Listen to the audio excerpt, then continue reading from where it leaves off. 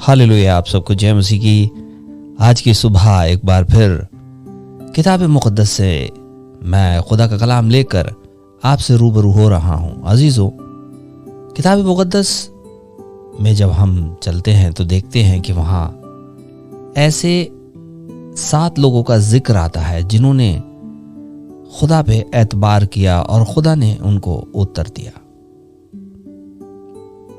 और 8वां व्यक्ति सबसे विशेष है।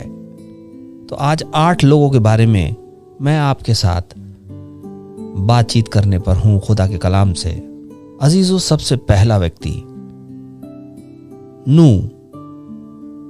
जेनेसिस उत्पत्ति की किताब 6 के 14 और 22 को अगर हम पढ़ें और इब्रानियों की पत्री 11 का 7 अगर हम देखें तो हम देखें कि नूह ने जब उसे आसमान के खुदा ने बुलाया और उससे कहा कि तू एक जहाज को बना, क्योंकि मैं इस दुनिया को हलाक करने पर हूं।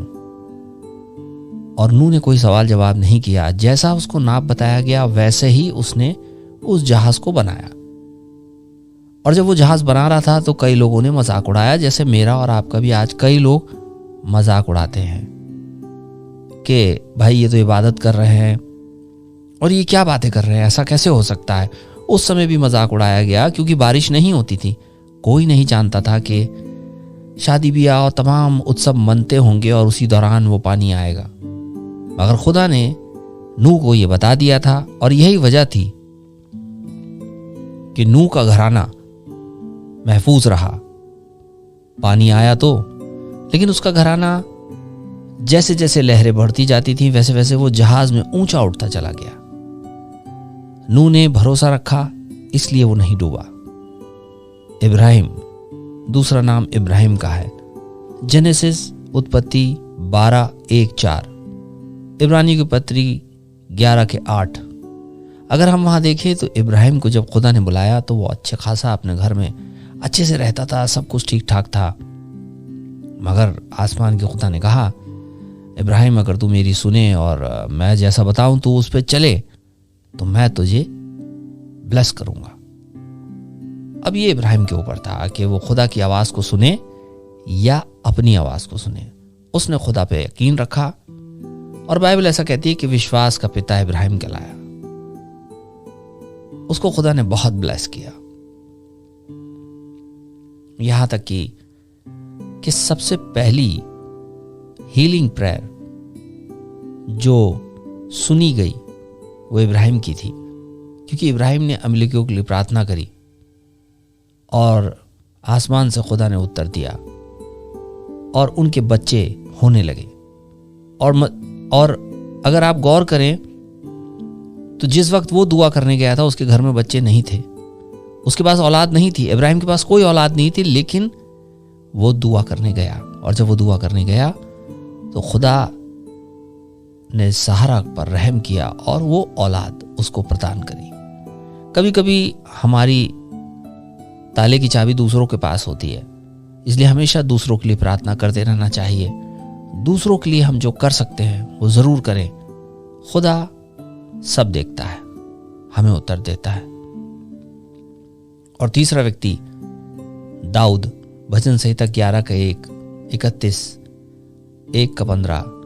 अगर देखें तो दाऊद ने खुदा पर यकीन किया। उस दिन यकीन किया जब सामने गोलियत खड़ा था और ताम झाम सब उसे पहना दिए गए और उससे कहा गया कि जाइए साहब आप लड़िए। वो लड़ने के लिए चला, मगर आधे रास्ते पहुंचकर उसने सब उतार दिया।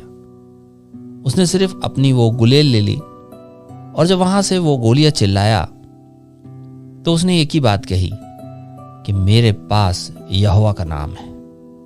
और अजीजों, एक ही वार में वो गोलियत नीचे आ गया। ऐसा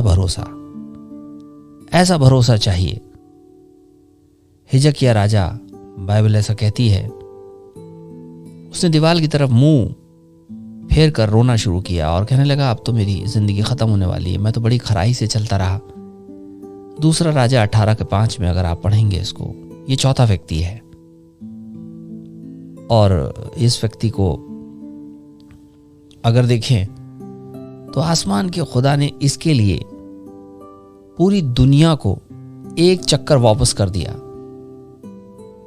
एक चक्कर दुनिया को रिवर्स कर दिया।